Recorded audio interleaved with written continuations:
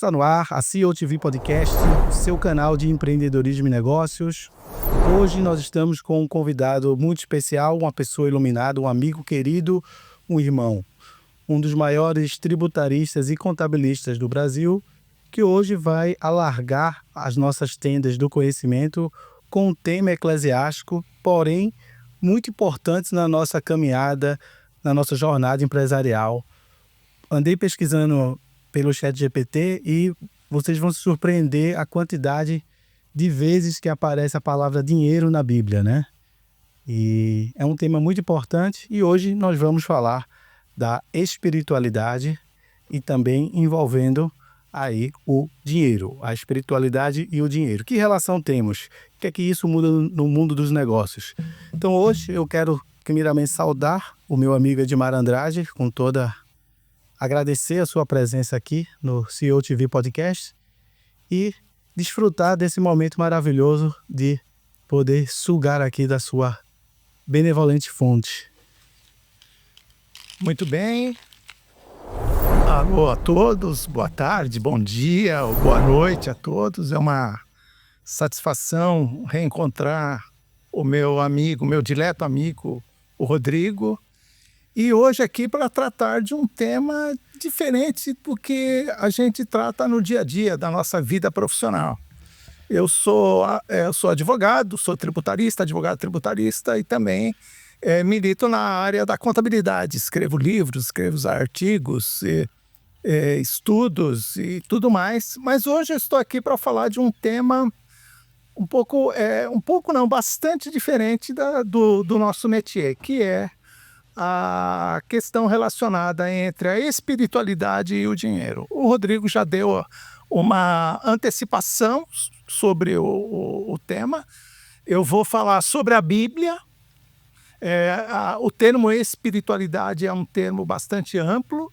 Eu não vou falar aqui sobre como que os cristãos veem o dinheiro, como que os judeus veem o dinheiro, como que os muçulmanos veem o dinheiro. Nada disso. O objetivo aqui não é esse. O objetivo aqui é dar um testemunho da minha vida. Eu sou cristão, né? Sigo a Bíblia e vou falar para vocês hoje sobre espiritualidade e dinheiro à luz da Bíblia. Esse é o propósito desse nosso podcast, dessa nossa participação hoje aqui. Maravilha. O tema dinheiro é um tema muito controverso hoje no mundo globalizado que estamos hoje de igrejas, né? Hoje a gente vê um fenômeno de franquia de igreja, bastante igrejas conhecidas que tiveram já bastante sucesso até no esteio musical e hoje a gente sabe que existe franquias de igreja que inclusive que tem metas financeiras de arrecadação de dízimo e de crescimento como uma empresa, né? Quando a gente olha a Bíblia, a gente vê o dinheiro sempre com questões muito na balança, muito próximas da decisão total da fé. Quando Jesus indaga no Novo Testamento pessoas, aquele jovem que queria segui-lo, né, mestre, aquele desejo ardente de seguir Jesus, ele colocou sempre a questão do dinheiro e sempre pesava isso. Então, eu queria ouvir um pouco a tua visão, Edmar, sobre essa questão de qual é a relação que o cristão ele deve ter com o dinheiro. O dinheiro, ele é uma coisa boa, abençoada por Deus, ou ele é uma coisa que é maligna? Muito bem. Eu vou começar a minha explanação trazendo um episódio da Bíblia lá, que está lá no livro dos Atos dos Apóstolos, Atos dos Apóstolos, capítulo 8, que é a história do mágico Simão, ou mago Simão, ou feiticeiro Simão. Quem é esse personagem? Esse personagem, ele andava por Samaria, ele era um sujeito que era bastante conhecido, tinha uma boa reputação, mas quem conhecia o que ele fazia magia. Quem conhecia essa magia sabia que ele estava enganando as pessoas. E, a certa época, os apóstolos estavam na cidade de Samaria e esse Simão chegou, né, se ajuntou ali do povo que estava na rua ouvindo a pregação, e ele gostou daquilo. A pregação entrou na mente dele, ele aceitou a salvação, ele se batizou e ele começou a seguir Jesus, começou a seguir os apóstolos por onde eles iam. Teve uma vez, lá também na Samaria, em que os apóstolos estavam fazendo uma cerimônia de imposição de mãos para que as pessoas que recebessem essa imposição de mão recebessem junto o Espírito Santo de Deus. E ele então gostou daquilo e ofereceu dinheiro para que os apóstolos fizessem a imposição de mão sobre a cabeça dele para que ele pudesse receber o Espírito Santo. Nessa época estava lá o apóstolo Pedro. E o apóstolo Pedro disse: amigão, aqui a coisa não funciona desse jeito. Aqui com Jesus que nós seguimos, de quem nós somos apóstolos, a coisa aqui não funciona na base do dinheiro. Então, o seu dinheiro você pega e vai embora com ele. Que seja esse seu dinheiro para a perdição. E o mágico Simão, então, ele pediu que orassem por ele. O que aconteceu nessa história? O mago Simão, o mágico ou o mago, ele achou que ele podia, com dinheiro, adquirir o Espírito Santo.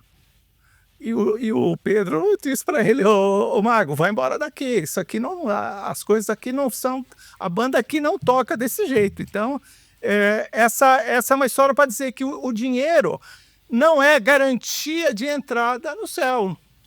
É por isso que, por exemplo, existe lá no Evangelho de Mateus uma passagem lá no capítulo 19, 23, 25, em que Jesus diz: olha, é mais fácil um camelo passar no buraco de uma agulha do que um rico entrar no reino dos céus.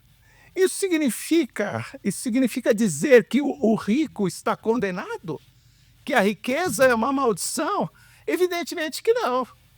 O que Jesus está dizendo aí foi já predizendo aquilo que aconteceu com o mágico. O fato de você ter dinheiro não é garantia de que você entra no reino dos céus. E o fato de você não ter dinheiro também não é garantia de que você vai entrar no reino dos céus. Isso nós vamos ver mais a seguir. Então, Rodrigo, respondendo à sua questão, ter dinheiro não é uma maldição. Prosperidade é dom de Deus, segundo nós entendemos pela leitura da Bíblia. E é nisso que eu acredito. Se a gente for dar um salto histórico na Bíblia, meu amigo, a palavra dinheiro, ela pesquisando aqui, no tradução revista e atualizada, a palavra dinheiro na Bíblia ela aparece 140 vezes, entre dinheiro e outras expressões que remetem a dinheiro. A palavra fé aparece 247 vezes. E a palavra amor aparece 309 vezes. Ou seja, é algo que está bastante pujante nas escrituras, né? E se a gente for fazer um breve apanhado histórico bíblico, a primeira vez que aparece a questão de dinheiro, da troca, foi no Velho Testamento, na formação das primeiras civilizações ali eu creio que já depois ali de Caim, da formação daquelas primeiras civilizações, que se estabelece alguma relação de escambo ou de comércio, né? No Velho Testamento, a relação do dinheiro, ela sempre foi vista, no meu entender, como uma relação muito assim, quem tinha dinheiro era alguém que era abençoado por Deus, ou era o rei, ou era teoricamente um profeta que tivesse um aparato do rei, e o povo não. Né? O povo, assim, dentro do que a gente lê da Bíblia, normalmente o povo ele era menos desprovido de dinheiro na sociedade judaica, aí já falando aproximadamente aí de reis e tal, né? Mas eu queria que você desse essa visão de como foi que começou essa relação do dinheiro na Bíblia. Bom, O dinheiro, ele é como hoje ainda, né? O que você está falando do escambo, da divisão de classes de pessoas que são abonadas e de classe de pessoas que não são abonadas, esse é o retrato de ainda hoje. Nós temos ainda hoje esse retrato. E não há nenhuma passagem na Bíblia que diz que os reis eram abençoados por Deus. Eles continuam sendo. Eles têm o dinheiro porque talvez seus antepassados foram atrás e obtiveram dinheiro. E a vida continua exatamente dessa mesma maneira. Deus não dá dinheiro, ele não distribui dinheiro, ele não é o Silvio Santos, por exemplo, quem quer dinheiro, ele não diz isso. O que a relação com Deus é uma relação que te abençoa, que te dá condições de você trabalhar, né? A Bíblia não diz em lugar nenhum que se você não trabalhar, você poderá adquirir prosperidade. Se você trabalhar, você vai para o reino dos céus. Ela não diz nada disso.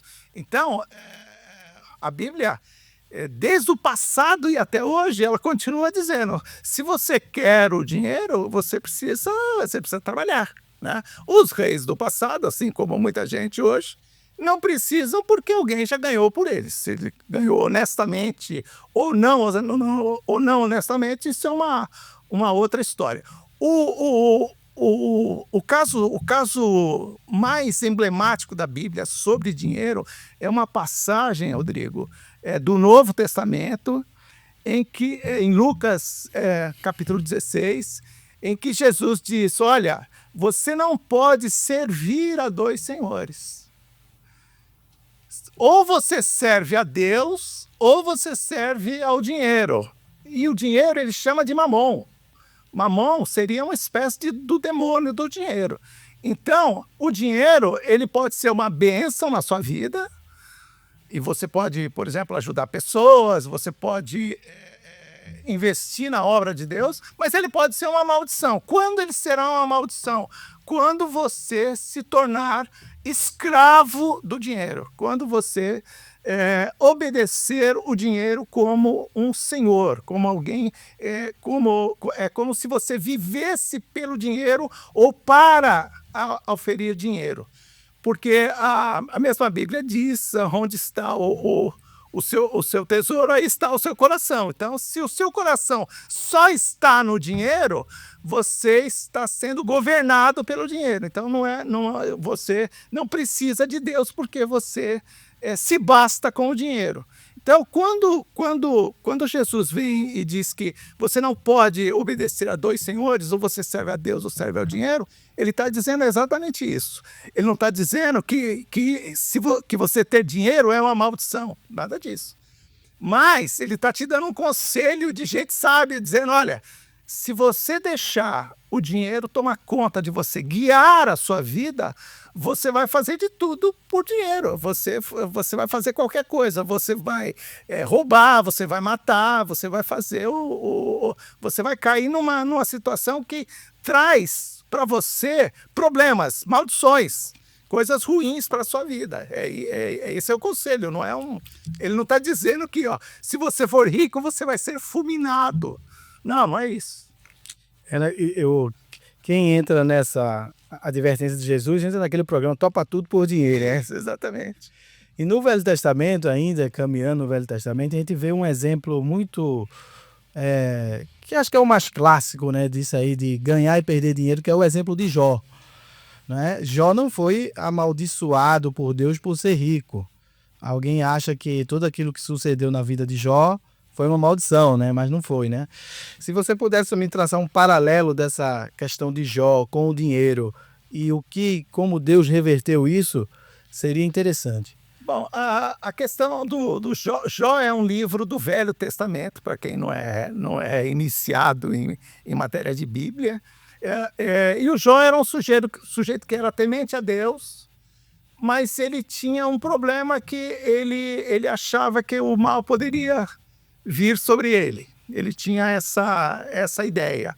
E aconteceu que o mal veio sobre ele, ele perdeu todas as as suas riquezas, seus filhos morreram, mas depois o livro é longo, ele relata uma relação com os amigos que ele tinha, e a Bíblia diz que em certo momento o Jó ele orou pelos amigos, porque ele entendeu que Deus poderia abençoá-lo, e que aquilo que ele tinha era algo que veio da mão do Senhor, que o Senhor abençoava Jó, a Bíblia diz isso.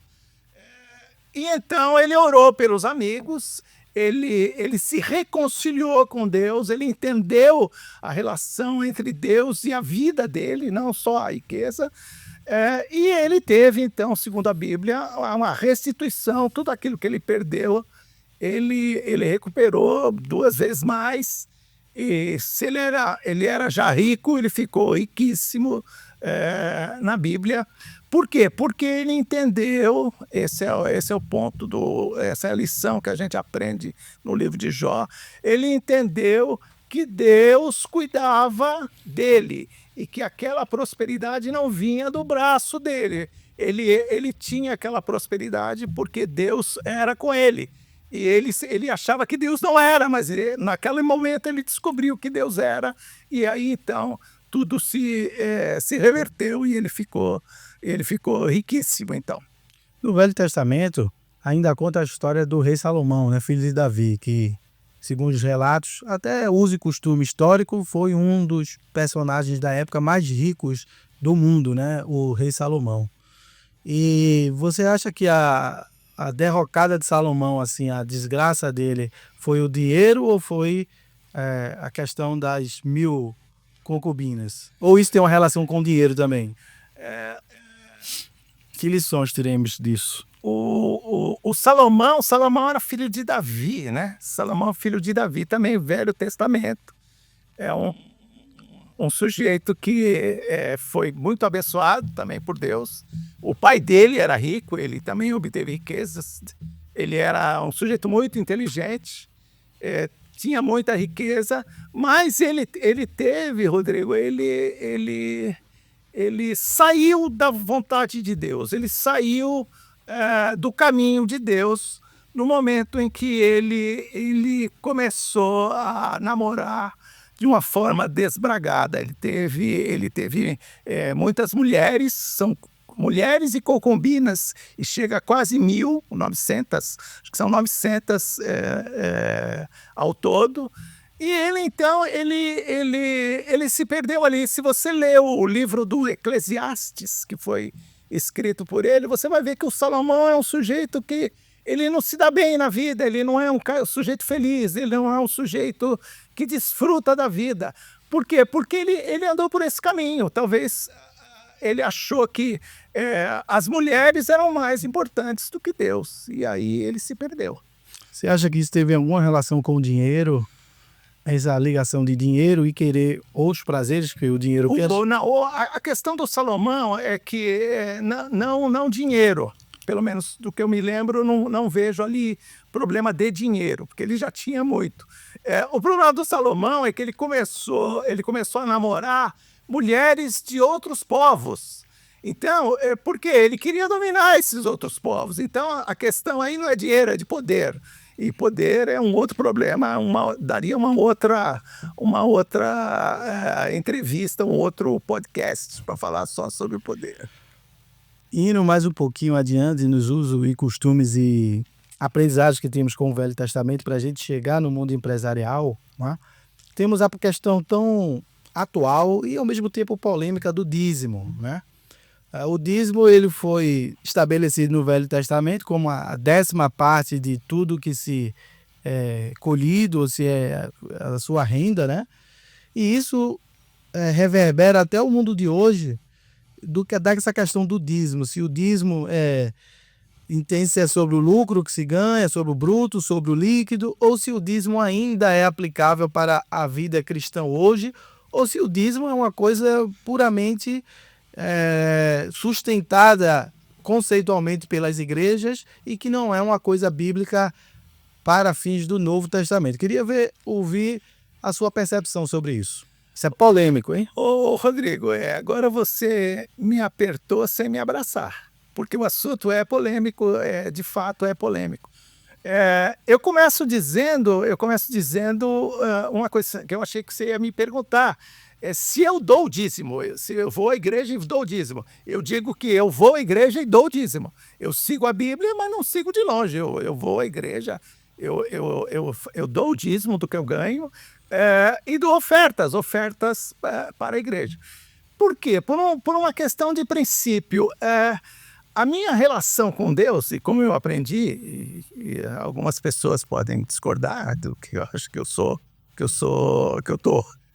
tô fora do ar, não tem problema, eu amo essas pessoas do mesmo jeito, é que eu considero, por exemplo, que tudo que eu tenho veio de Deus.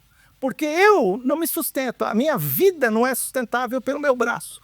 O meu braço não me sustenta. Eu preciso do ar que eu respiro. Para eu levantar amanhã e ir trabalhar, eu preciso da minha capacidade. Quem me capacitou foi Deus. É lógico que eu tive que levantar cedo, ler livros, estudar, eu tive que fazer uma parte. Mas eu entendo que tudo veio de Deus. Então, inclusive o dinheiro que eu ganho.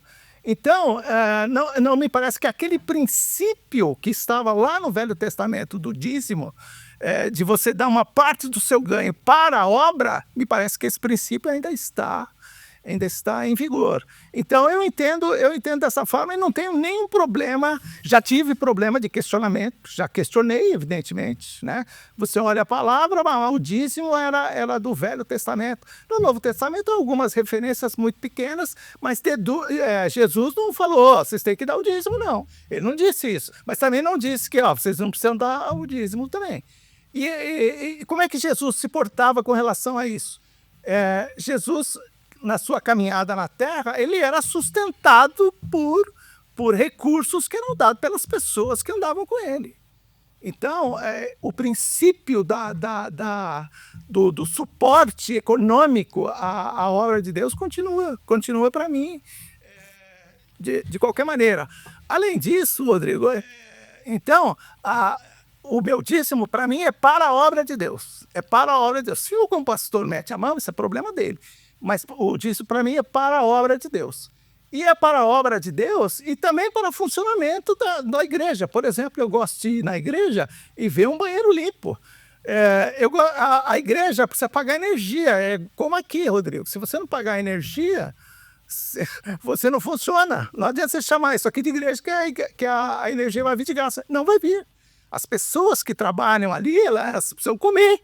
Os pastores precisam se vestir, precisam comer, precisam ter a sua vida. Então, essa vida tem que ser sustentada pela obra, porque eles estão na obra. Então, para mim, eu não tenho nenhum problema de tratar do dízimo. Eu dou o dízimo tranquilo. Eu resolvi essa questão comigo mesmo. Eu tive dúvida, como eu disse no passado, mas resolvi comigo mesmo e hoje eu vivo tranquilo, vivo contente. Eu tenho visto muito cada vez mais essa introdução que eu tentei te colocar, de que o dízimo é uma coisa só do Velho Testamento. O Novo Jesus não fala e fala algo muito mais contundente, que é a oferta. Que a oferta pode ser o 100%, 1% e não se limita ao 10%. É o quanto está no seu coração. Então, quem, porventura, não é que mistura conceitualmente, tem essa consciência de eu quero dar o dízimo, por uma questão minha com Deus, e eu dou uma oferta também. Então, já se dá mais do que 10%. Mas hoje você acha que, biblicamente, o dízimo, ele é aplicável, olhando sem tirar a sua percepção pessoal, teologicamente? Então, a minha percepção pessoal, ela tem implicação com isso que você acabou de falar. Muito bem essa pergunta, porque ela me dá a oportunidade de eu me explicar melhor como é que é isso. Eu não dou dízimo porque está lá na Bíblia, né? Eu já disse para você, eu acho que vem de Deus, então tudo que eu recebi vem de Deus, então se eu devolver uma parte, eu não estou errando, eu só posso estar acertando. E também para sustentar a obra de Deus. Eu, no momento em que eu tive dúvidas, né? Que eu tive dúvidas sobre se o dízimo estava valendo, não estava não, ou não estava mais, eu sempre tive claro que havia a questão da oferta, as ofertas que o pastor pede e você dá a oferta. E aí, então, eu fiz o seguinte raciocínio que veio para mim. Esse raciocínio foi, bom, se eu tenho que dar oferta, quanto que seria uma oferta boa, razoável? Aí eu mesmo respondi para mim mesmo. Bom, lá atrás, Deus estabeleceu os 10%. Existe algum problema de eu chamar isso de dízimo ou de oferta? Então, eu fiz uma oração para Deus dizendo, Senhor, eu dou o dízimo ou a oferta. Eu não tenho muito claro se o dízimo continua em vigor ou não, se o dízimo é uma obrigação ou não do cristão, mas eu dou e dou de coração, dou com o coração aberto, sabendo de que tudo que eu recebi veio do Senhor. É isso. Trazendo para o mundo empresarial, vamos agora admitir quem está nos ouvindo, um empresário, ele fatura R$1 milhão. E aí ele tem R$1 milhão de receita bruta e vamos admitir que ele tem prejuízo na empresa dele, né? E aí ele também tem a retirada dele a título de prolabore e ele tem os descontos naturais sobre folha, sobre o prolabore dele, sobre a participação nos lucros. Nesse caso não teria, que seria, ele estaria no prejuízo. Como é que você entende a situação? O que seria o dízimo aí? No caso, que eu já tive alguns amigos empresários, ele falava do dízimo da empresa. Ele disse assim, minha empresa é de Deus, eu dou o dízimo da empresa. É uma questão pessoal dele, né? É uma questão pessoal. Como é que você vê isso aí? Bom, Rodrigo, o dízimo ele não tem regra, ele não faz essa conta, não. Eu acho que essa conta é uma conta que você pode fazer, mas eu não ensino essa conta. Eu ensino a você dar o que o seu coração acha que você deve dar. Nessa época que eu estava na dúvida, eu fui conversar com o pastor. Olha, eu tenho da igreja e tenho a parte que eu recebo como pessoa. Por exemplo, eu escrevi livros e tenho rendimentos de direitos autorais. E ele me explicou, olha, de acordo com o que a gente entende aqui na nossa igreja, ele me disse, o dízimo você tem que dar do seu ganho pessoal, daquilo que é pessoa sua. O que é da empresa, ele fica na empresa. Então, se você retirar da empresa e veio para você, você dá com base nesse valor.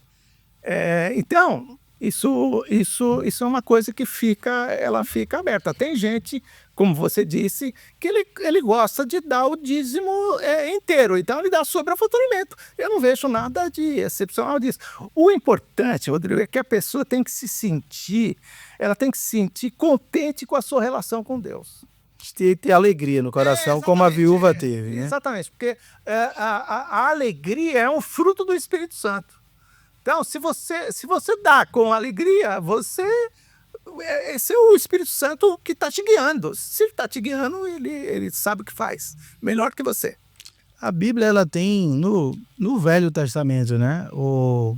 Algumas, não diria bem-aventuranças, mas que é bem-aventuranças, né? São promessas positivas para quem dá o dízimo, que tá, acho que em Miqueias, se não me engano, né?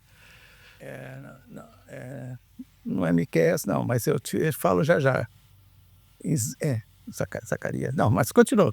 Fala. E é isso. E aí a Bíblia tem uma promessa, é uma promessa espiritual também, é para quem crê e quer fazer a Bíblia de fé e prática, né?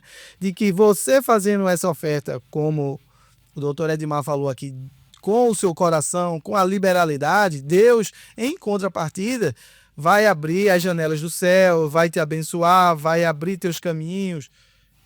Isso aí a gente vê testemunhos como, por exemplo, da Igreja Universal, testemunhos muito, assim, até cinematográficos disso, né? De que deu e recebeu, né? Eu queria que você pontuasse também essa causa e efeito, que pode existir, de fato, essa causa e efeito espiritual. Você dá com o coração e, em contrapartida, Deus vai te abençoar.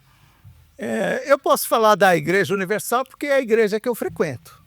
Então eu posso falar de dentro, aquilo que eu vejo lá.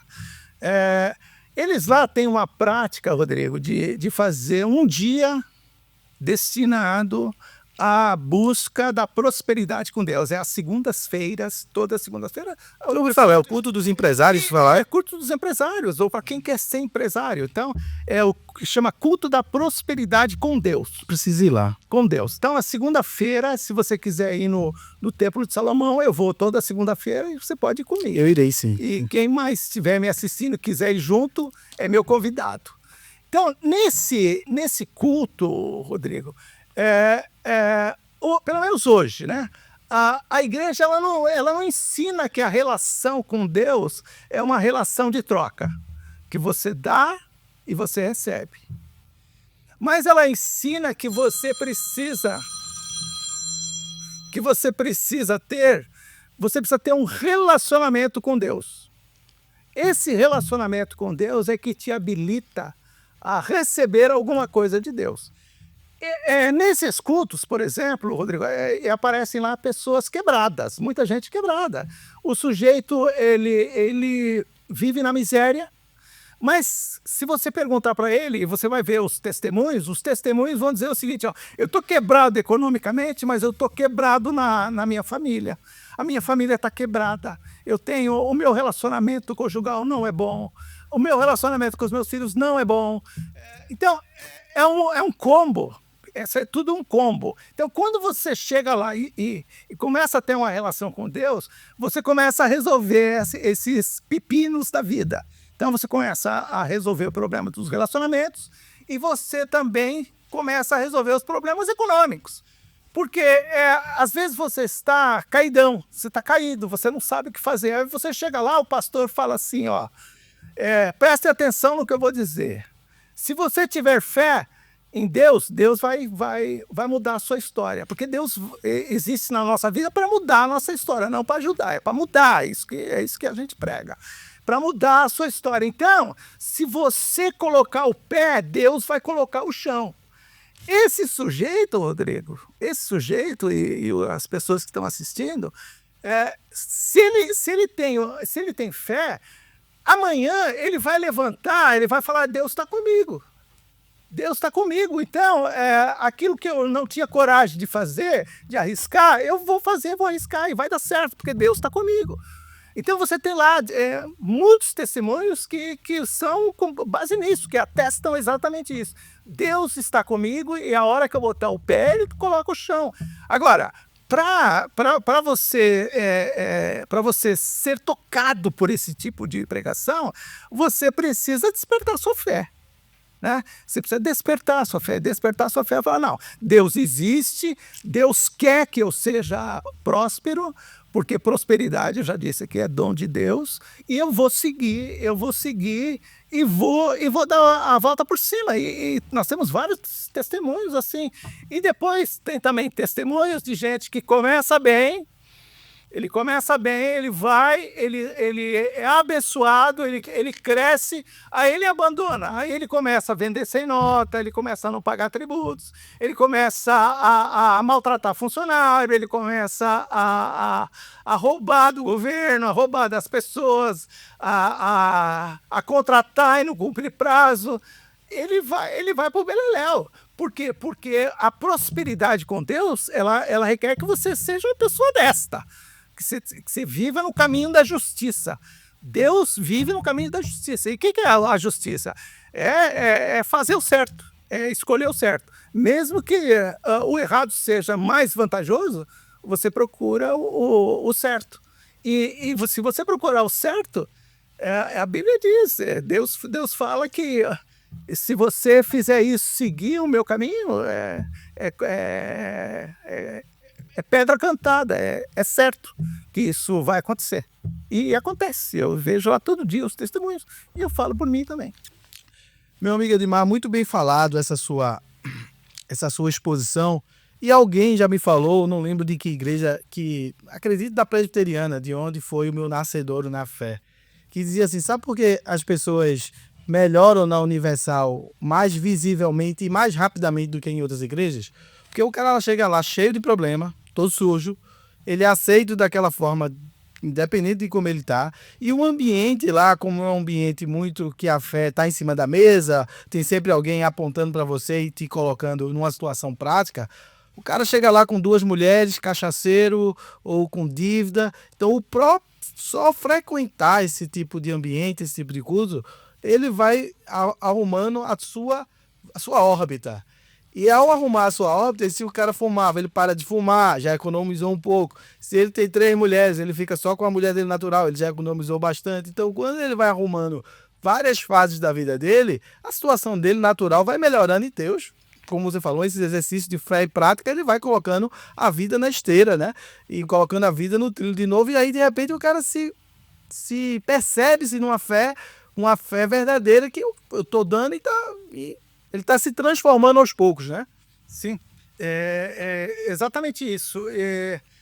As pessoas, como eu disse, as pessoas que são quebradas, né? Que elas são quebradas. Adorei essa palavra do combo. Elas estão aflitas. Tem um motivo porque ele está quebrado, né? Com motivos. O que eu diria são causas, né? Eu não diria motivos, porque senão aí eu vou cair para dizer o seguinte: bom, você está sofrendo porque você merece. E não é assim que funciona. Não é assim que funciona, pelo menos para nós que temos essa fé. O que nós sabemos, de acordo com a nossa fé, é que quem está fora da vontade de Deus, ele está à mercê de um outro personagem, que são os espíritos das trevas. E a igreja que eu vou, ela também trabalha isso às sextas-feiras. Quem quiser ir lá, eu recomendo. Que é a chamada limpeza espiritual. Por quê? Porque a vida da gente ela é influenciada, evidentemente, pelas decisões que nós tomamos. Mas existe também, é uma coisa que as pessoas negligenciam e não deveriam. Forças ocultas. Podemos chamar de forças ocultas, são forças das trevas. Se você começa a analisar isso, você vai ver que elas não são tão ocultas assim. Você vai ver que existem as tais das causas. Por quê? Por que isso aconteceu? O problema é que na nossa igreja nós não procuramos saber o motivo. Você está com problema? Então vem aqui que nós vamos orar por você. Você vai vir à igreja, você vai se arrepender dos seus pecados, você vai aceitar Jesus como seu Salvador e Deus vai melhorar a sua vida. Ele vai resolver os seus problemas. É assim que nós tratamos. Muito bem. Sensacional. Uma coisa que me ocorre também, que também é uma questão muito polêmica essa daí, tá? É um caminho, muitas vezes, com um muro muito próximo, assim, uma rua escura. É a questão da teologia da prosperidade. Não há um consenso entre as igrejas da teologia da prosperidade que se iniciou nos Estados Unidos, né? E qual é a sua visão sobre essa teologia da prosperidade para os dias de hoje? Rodrigo, essa expressão teologia da prosperidade é uma das maiores cascatas que eu já vi na vida. Cascata, para as pessoas que são mais antigas como eu, cascata é conversa mole, é coisa sem sentido, é coisa que não quer dizer nada, é conversa mole, né? Não existe essa tal de teologia da prosperidade, porque teologia é um grupo, é um conjunto de estudos sobre alguma coisa. O que as igrejas oferecem, os pastores oferecem, é exatamente isso que eu acabei de falar. É você cuidar da sua vida econômica. Você às vezes, as pessoas elas são fáceis de ir na igreja, por exemplo, se elas estão doentes.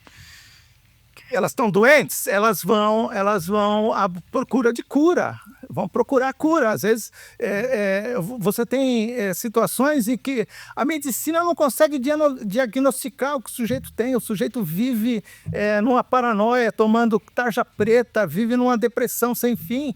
E a medicina, ela até conhece algumas coisas, mas ela não consegue resolver a coisa desse sujeito. Então, só Deus, a hora que ele entra na vida dele, ele resolve isso. E a vida econômica é exatamente a mesma. É a mesma situação. Se você tem um problema na vida econômica, você vai para Deus e fala: Deus, olha, eu estou aqui, a minha vida econômica não está boa, eu preciso melhorar. Me dá uma ideia, me ajuda a entender alguma coisa.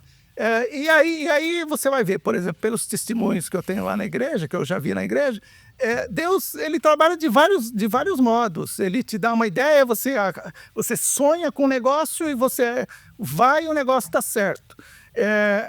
Aparece alguém na sua vida que você nunca ouviu falar e o sujeito, ele fala uma coisa e ele resolve a sua situação. Então, a prosperidade com Deus, ela é uma coisa que as pessoas deveriam buscar. O pessoal que fala em teologia da prosperidade, eles falam normalmente em tom jocoso contra essas igrejas que fazem esse tipo de abordagem.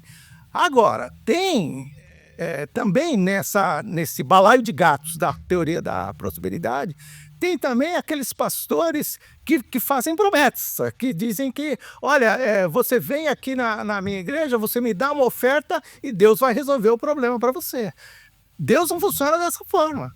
Isso não é sério. Deus, ele te recebe e ele vai te tratar. Tratar significa mudar a sua vida espiritual. No momento em que você conserta a sua vida espiritual, o resto vem de roldão. Então, essa teologia da prosperidade, isso é uma coisa que, para mim, na minha opinião, não existe, e que é uma deturpação da palavra de Deus. Quem, por exemplo, acha que Deus está ali para fazer troca, para dar, e que ele, como profeta, e você vê profetas que são autoproclamados profetas, eles se dizem profetas, e a Bíblia fala sobre o profeta, ela diz o seguinte: profeta, existe o profeta e o falso profeta. Profeta é aquele que fala e as coisas acontecem. Então, se o sujeito fala: vem aqui que Deus vai te ajudar, e ele não vai te ajudar, ele te enganou, ele está te enganando. Por quê? Porque ele está falando do ventre dele, ele está falando das entranhas dele, ele não está falando de Deus. Porque se ele fosse de Deus, ele ia dizer: meu amigo, você está com problema? Vem aqui, você vai ouvir a palavra, você vai seguir a palavra, você vai obedecer a palavra e Deus vai mudar a sua vida. Não sou eu, profeta, é Deus. Como é que você vê hoje isso que a gente escuta falar, né? Eu escuto falar isso em órbitas, não assim a certeza de ter, mas eu escuto falar muito, sobretudo na internet, a questão de franquias de igreja, que algumas denominações têm vendido franquia de igreja para um pastor ou formado por eles, ou recém-formado, que tenha uma localização geográfica interessante. Como é que você vê isso? Com metas, de dízimo e tudo. Rodrigo, há igrejas que são megas empresas e elas precisam ser administradas como se fosse uma empresa. Ela precisa ter uma ordem. Ela precisa ter uma ordem contábil, por exemplo, ela precisa ter controle do seu patrimônio, ela precisa ter controle do pessoal, ela precisa ter uma ordem. Então, há empresas que são geridas como se fossem empresas. Isso não tem nada... Sem nenhum demérito, nada. Não tem nada errado com... Até o zelo, né? Exatamente, conhecê-los com a obra. Então, é necessário isso. Agora, o grande problema é quando você pega uma igreja e começa a vender para alguém que é um mercador. A expansão econômica. Ele não está interessado em salvar almas. Ele não está interessado na palavra de Deus. A palavra de Deus, para ele decora alguns versículos da Bíblia e engana as pessoas. Então, esse engano, a Bíblia fala, né? Farão de ti comércio. Farão comércio de você. Se você deixar, eles fazem comércio de você. Eles comerciam você. No Velho Testamento tem várias passagens que haviam lá os sacerdotes que eles só estavam interessados na lã das ovelhas. Ele só quer ter benefício econômico das pessoas que estão ali ao seu redor. De vez em quando ele fala alguma coisa de Deus, mas Deus não está com ele. porque Deus te liberta dessas arapucas. São arapucas. Se você é uma pessoa que entende um pouco a palavra, se você é temente a Deus, se você tem o Espírito Santo de Deus, você não cai nessas esparrelas, não. Agora, nós temos no mundo muita gente que é ainda criança na fé, e eles são um povo de fácil manobra, né? Uma coisa que me ocorreu aqui, nós estamos ontem, praticamente há 2 dias, né, findou as cerimônias efetivas da posse do Trump, né? E uma das coisas que me apeteceu foi a oração do filho de Billy Graham, né? Que é uma tradição do todo presidente americano, vai um pastor lá e faz uma oração, um pastor, né? E o pessoal da Igreja Católica também. vai também, o pessoal da Igreja Católica, vai judeu, vai todo mundo. Mas quem fala tradicionalmente, por ser uma nação protestante, é um pastor. Dessa vez foi o filho de Billy Graham que falou. Normalmente Billy Graham fez vários presidentes, né? Quando um país, por exemplo, faz esse tipo de cerimônia e consagra, por exemplo, para um outro tipo de religião não cristã, você acha que isso influencia em todo geopolítica, em todos os acontecimentos econômicos daquela nação? Pô, Rodrigo, aí você já está entrando num tema mais complicado do que esse que nós estamos falando. Porque nós estamos falando do Trump. O Trump, ele ouve lá o pastor falar. Mas houve uma bispa de uma igreja católica lá que pediu clemência para ele para as perseguições contra os imigrantes. Ele deu de ombros para ela.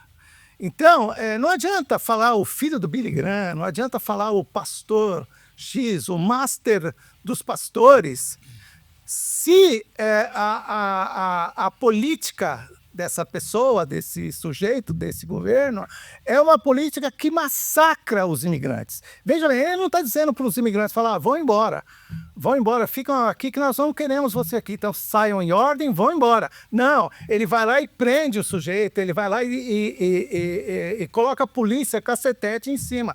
No governo anterior, o que aconteceu? Eles criaram aqueles cercados, as pessoas eram presas ali e crianças eram separadas de pais. Isso aqui não tem nada a ver com Deus. Nada a ver com Deus. Nada. Para fechar, meu amigo, aí esse momento, o que, trazendo na vida empresarial, na vida profissional, né? Que conselho você daria para essa nossa audiência? Aí nossos amigos CFOs, diretores, presidentes de empresa, ou qualquer pessoa que quer mudar a sua vida aqui escutando esse canal, através do espelhamento de pessoas como você, que relação você daria para essa pessoa entre a espiritualidade e o dinheiro? Bom, Rodrigo, eu não gosto de dar conselhos, não, mas eu poderia falar alguma coisa nesse sentido. Quando me perguntam sobre isso, a resposta que eu dou é o seguinte, eu já dei aqui a resposta, só vou sistematizar. Se você der atenção à sua vida espiritual, se você der atenção à sua vida espiritual, no momento em que você dá atenção à sua vida espiritual e você entra num caminho de justiça, você vai resolver os problemas da sua vida pessoal. Você vai dormir à noite, porque tem gente que ganha muito dinheiro, ela tem dinheiro, ela perde dinheiro, mas ela não dorme à noite. Tem gente que sofre com depressão. A depressão é a doença da nossa época. E se você vai para uma espiritualidade séria, Deus resolve isso para você. Ele resolve isso para você. Então, aí você está preparado para, agora, num caminho de justiça, e é por isso que nós sempre falando em conversão, né? Em conversão, você se converte para Cristo na nossa tradição da Bíblia, né? você se converte para Cristo, você entra nesse caminho de justiça. E no caminho da justiça, você resolve esses problemas e você resolve também os problemas da sua empresa, da sua vida, dos seus filhos, do seu dinheiro. Porque tem gente, Rodrigo, que ganha muito dinheiro, mas tem gente que perde esse dinheiro. O dinheiro não para na mão dele. Ele ganha muito, mas ele perde muito. O carro dele quebra, ele é assaltado 3, 4, 5 vezes por dia, ou por semana, desculpa, por dia acho que é muito, né? Mas por semana. Então, tem gente que ele tem dom para ganhar dinheiro. Mas ele se perde às vezes por não ter uma proteção espiritual. Você acha que seria uma janela espiritual aberta, que essa fuga desse dinheiro é uma janela espiritual? Possivelmente. Possivelmente. É o tal do combo lá. Você pode olhar, o sujeito está numa situação dessa, tem um sujeito que sempre andou bem, sempre deu certo, aí chega amanhã, o negócio começa a dar para trás para ele. Alguma coisa tem, Rodrigo. Então, alguma coisa tem e é de origem espiritual, pelo menos para mim isso é muito claro. Então, se a pessoa tem essa visão e ela começa a tratar isso, as coisas vão entrar no eixo. Se a gente for inverter um pouco agora desse tema de dinheiro e a espiritualidade, a gente falou muito do dinheiro e espiritualidade do lado cristão, mas também é ao contrário. Há pessoas que fazem pactos demoníacos com o demônio. A gente escutou muito durante a década de 80, né, pactos de cantores de rock e de artistas com o diabo para poder ter sucesso, ter fama e dinheiro. Isso existe mesmo? Isso infelizmente existe. Tem pessoas que têm isso, mas a questão dessa figura do diabo é que ela, por trás dela está um engano. Tem sempre uma pegadinha que você vai sofrer no final.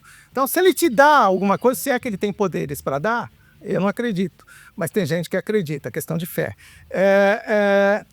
Ele vai te tomar isso de algum jeito. Ele vai te colocar alguma coisa ruim. Por quê? Porque ele é das trevas, ele só faz o mal, né?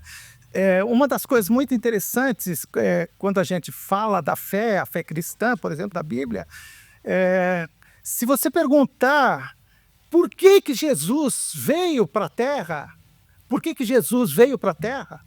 a Bíblia diz: Jesus se manifestou para destruir as obras do diabo. Então, essa questão do diabo, muita gente não gosta de falar, não gosta de se referir, acha que é coisa da Idade Média e tal, mas a Bíblia fala de demônios que dirigem as pessoas, que se apossam da vida dela. Isso tem sim, isso infelizmente tem, não é pouco, e às vezes a pessoa faz conscientemente, às vezes inconscientemente, ou às vezes ela sofre esse tipo de influência má por obra de outras pessoas, que mandam coisas ruins para você. Então, você precisa ficar esperto. Eu escuto, né, de vários anos aí de escutar, que realmente há direcionado, gente que vai num ritual de magia negra e diz: eu quero ganhar dinheiro, eu quero ser famoso a troco de qualquer coisa. E as coisas acontecem, a pessoa fica famosa. Eu li um livro há muitos anos atrás, chamado A Mensagem Oculta do Rock, um livro dos anos 80, que ele fazia um paralelo de todas as pessoas que, muita gente, né, a maioria, não vou falar assim, não vou falar nem a maioria, vamos falar que era uma tendência de pessoas que tinham esse pacto revelado, tinham uma morte trágica, isso, artista, tal. Normalmente acidente ou droga. Acidente ou droga. Hoje ainda. Morria sempre. Droga, entendeu? Gente nova, e morria talentosa, talentosa, que não cuidou do lado espiritual e se voltou para as trevas. Por um breve período de fama e dinheiro, né? Quando a Bíblia se refere que o diabo é o príncipe deste mundo, né? Isso inclui também vou provocar aqui, a questão dele ser dono dos recursos financeiros desse plano existencial, porque na tentação de Jesus, a última tentação que o diabo fez a Jesus foi: eis que te mostro tudo e posto tudo isto te darei. Isso tem alguma relação? Isso tem relação, sim.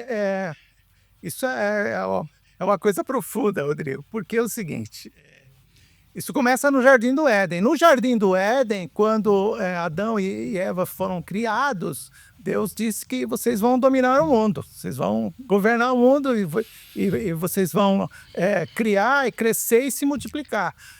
E aí vem o episódio da serpente. A serpente, depois, lá do começo do Gênesis, ela vira o dragão do Apocalipse, que é a figura do diabo. A figura do diabo, ela continua aí por toda a nossa trajetória na Terra. Então, essa figura, né? Essa figura, ela existe desde do começo e continua até agora. Só por curiosidade aí, quando você fala da serpente, o que é que você acredita mesmo dessa figura, do que foi a figura da serpente na tentação? Era o diabo em pessoa ali, né? Sim. Mas era o quê? Era uma forma de um animal? O que era? Não sei, não me interesso em saber se era algumas coisas falam em serpente. E a serpente, depois houve um episódio na vida de Cristo, quando Cristo já estava aqui, que houve o levantamento de lanças que tinham uma serpente. A serpente foi levantada, simbolizando que o Cristo ia se levantar, na verdade, para acabar com aquela serpente. Então, agora, se é uma serpente, se é uma coisa, o que a Bíblia diz que era uma serpente que virou dragão. Eu fico com a Bíblia e basta para mim. Edmar, aí para finalizar tudo isso aí, essa questão do dinheiro, que muita gente... Eu escutei um podcast aí que disse o seguinte, que chegou, acho que Pedro e o outro apóstolo, que disse, nós não temos ouro nem prata, mas temos a autoridade de Deus, está em Atos, né? Isso. E hoje a igreja tem ouro e tem prata. A igreja católica possui muitos recursos, talvez o maior recurso do mundo eclesiástico está na mão da igreja católica ainda, talvez sim. E tem a igreja protestante também, que no mundo inteiro tem a sua força. Mas esse podcast que eu vi de um pastor diz assim, mas a gente tem isso hoje, seria o discurso contrário do que o apóstolo falou. Nós temos hoje ouro e prata, mas nós não temos hoje a autoridade que eles tinham lá. Como é que você vê isso aí? Bom, o que eu posso dizer é que isso é verdade. Essa pessoa que fez essa afirmação é isso. Não são todas as igrejas, por exemplo, a igreja que eu frequento, que eu digo para vocês, ela tem autoridade para isso, ela tem autoridade para vencer a coisa, porque ela presta atenção, ela, por exemplo, nas sextas-feiras, o que é as sextas-feiras na Igreja Universal? Lá nós fazemos a chamada sessão do descarrego. Sessão do descarrego é o quê? Para você tirar as coisas ruins. Então, isso significa que o pessoal que vai lá, ele precisa ter autoridade para poder mexer com os espíritos maus. Muitas igrejas não têm esse costume porque as pessoas não estão preparadas, não estão ligadas para isso. Então, o que acontece? Ficam igrejas que têm força nenhuma. Então, aí você vai lá, você pergunta, quantas pessoas foram curadas aqui no último ano?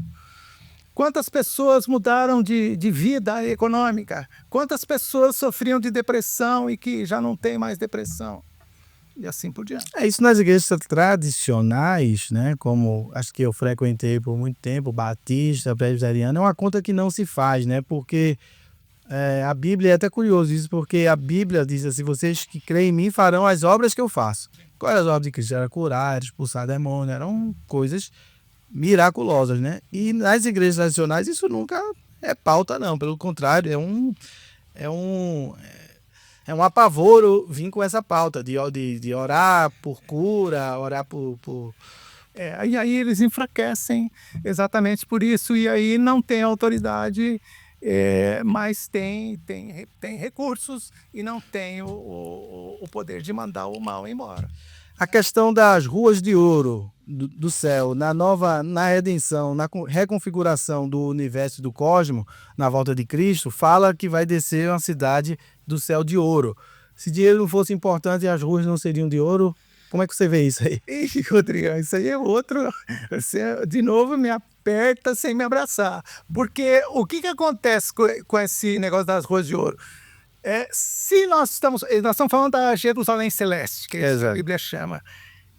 Na Jerusalém Celeste, o ouro, acho que não vai ter o valor que ele tem.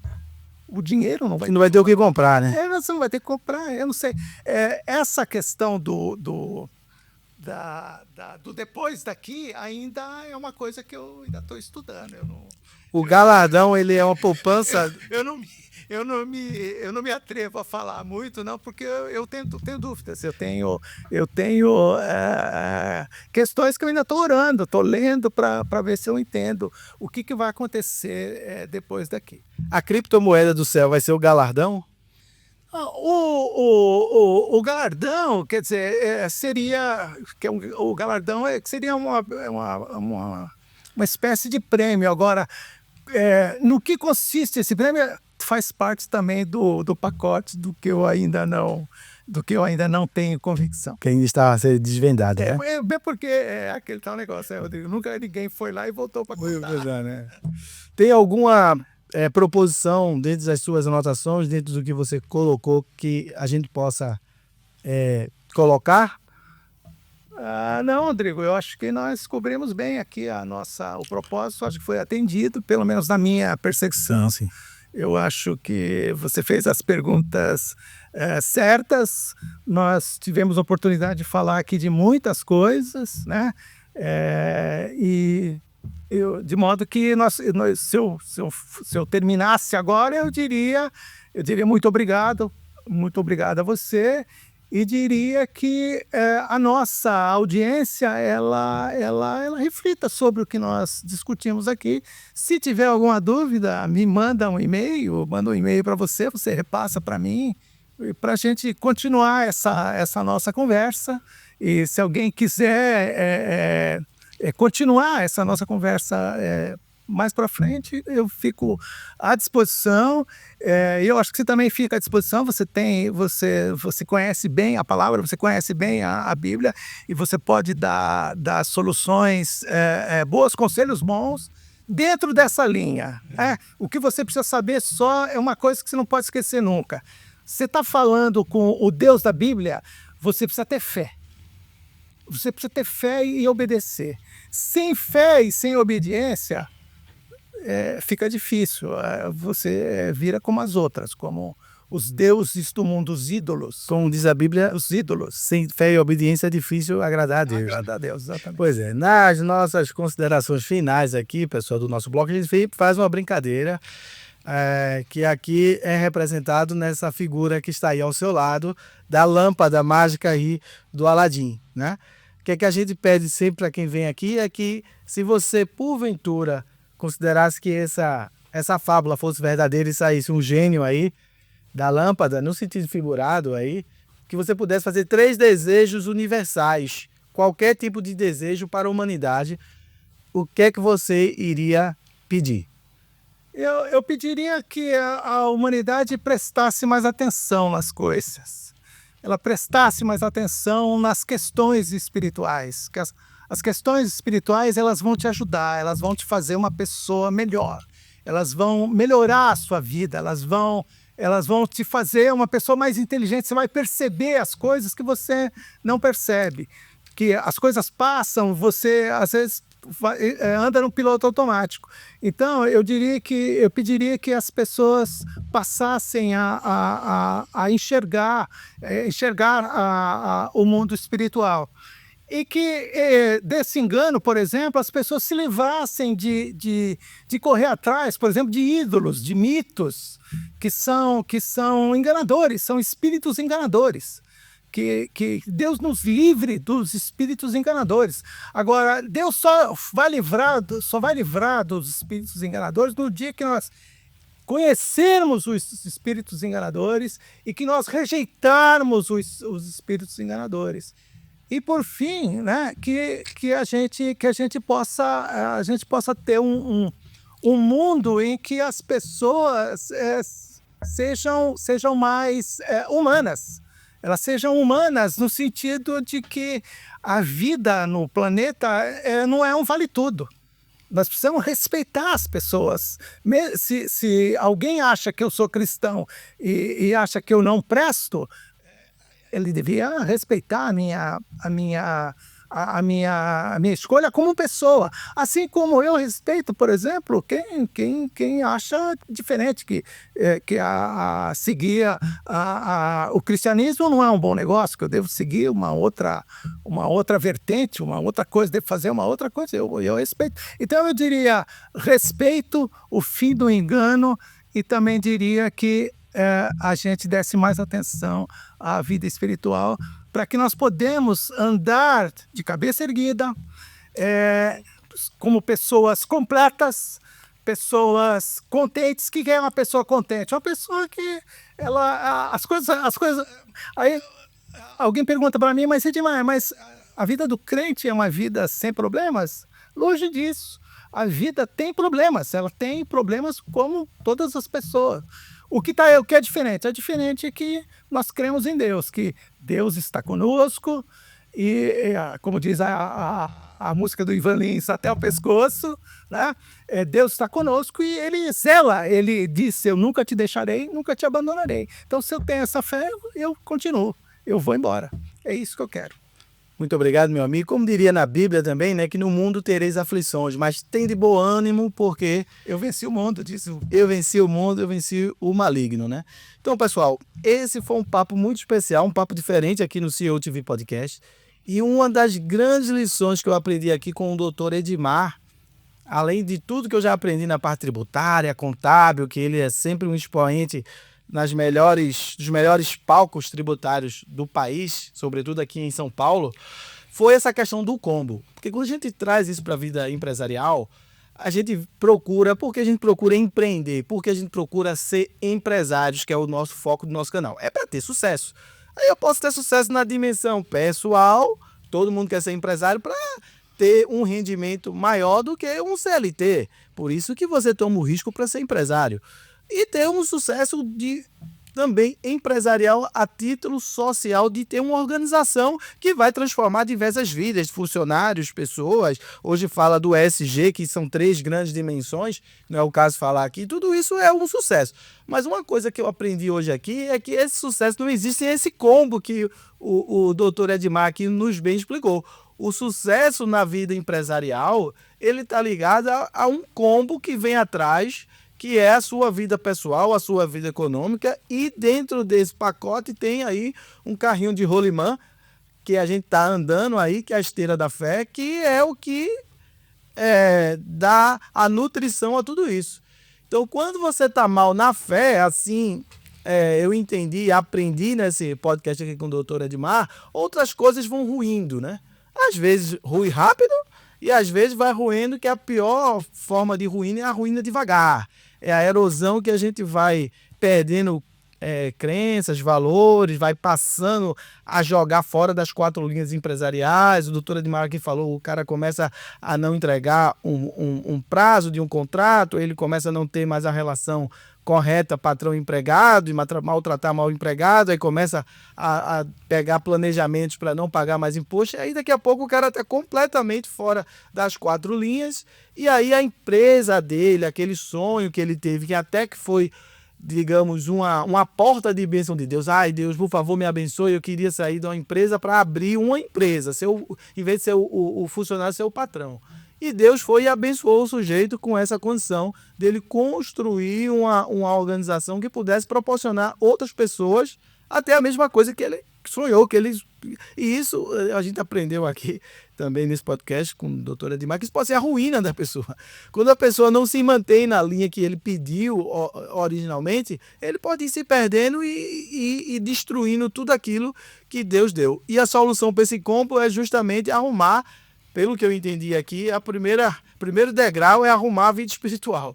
Arrumando a vida espiritual, me parece aqui nessa exposição do Edmar, as outras coisas vão acontecendo, vão se entrelaçando, feito uma corrente, e vai essa corrente aumentando até que você esteja de novo protegido com uma barreira de corrente, tá bom? Então, pessoal, mais uma vez agradeço a vocês a audiência.